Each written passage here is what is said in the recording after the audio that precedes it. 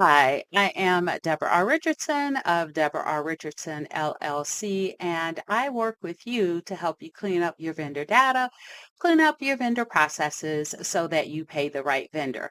Now, this week's Vendor Master File tip of the week is we're really kind of going back to basics with what vendor teams need to know about U.S. routing numbers. So we're going to be talking about ABA and ACH routing numbers. All right, so what are U.S. routing numbers? So a routing number is a unique nine-digit identifier, and it's assigned to a financial institution. ACH routing numbers or automated clearinghouse routing numbers. It's an electronic routing number, and it's really used for electronic transfers and payments. And then there are the ABA or American Bankers Association routing numbers, and those are known as transit numbers or RTNs. And these are really used for physical checks and then also wire transfers.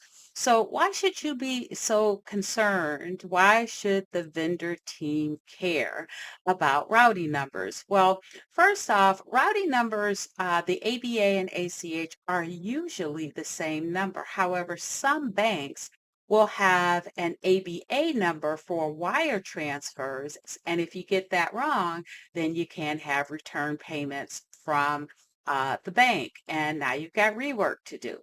Now, the second thing is that routing numbers can change. So banks fail, they merge with each other, they get acquired by another bank.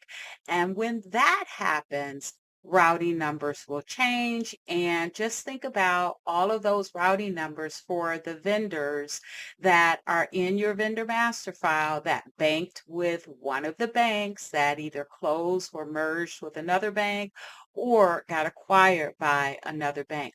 All those routing numbers need to be updated. And those are something, or that is something that your vendor rarely will reach out and tell you.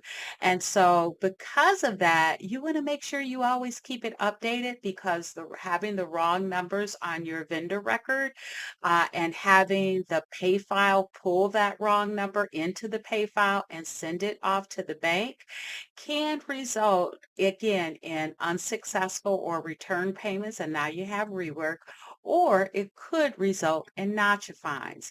And so the what's coming up next, the podcast episode, is your vendor's bank routing numbers do change, and here are three ways to find out before you get those notch fines or returned payments. So stay on to listen to it, or you can use the QR code or the link in the description, or you can just listen wherever you listen to podcasts. All right, so if you like more information on how to improve your vendor process, please go to my website at deborarrichardson.com for free tools and resources to avoid fraud, regulatory fines, and just overall bad vendor data. Now, if you would like over now, I think 173 plus annual hours of training for your vendor team, check out the Vendor Process Training Center at training.deborarrichardson.com. So good luck. And be sure to subscribe and hit the notification bell to be notified next Tuesday for the next Vendor Master File tip of the week.